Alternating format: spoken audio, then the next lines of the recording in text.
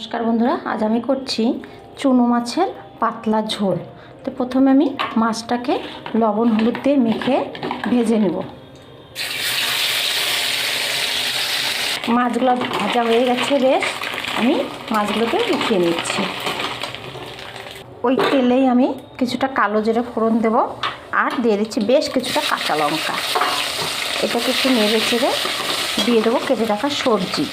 এতে আছে আলু, বেগুন আর শিম। আমি আর কোনো মশলা ব্যবহার করব না। এখন পরিমাণ মতো নুন হলুদ দিয়ে ভেজে নেব। নুন, এই হলুদ।